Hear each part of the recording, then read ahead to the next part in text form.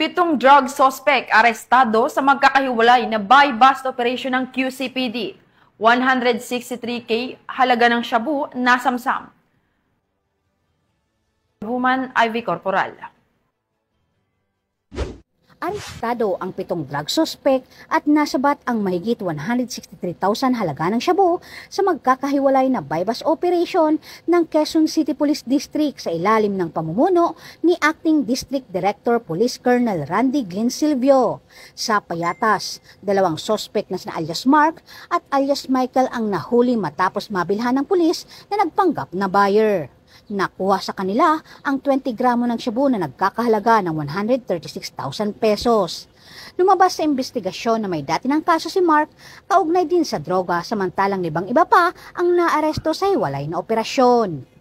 Ayon kay Police Colonel Silvio, tuloy-tuloy ang kampanya ng Quezon City Police District kontra iligal na droga para mapanatili ang ligtas at maayos na lungsod ng Quezon.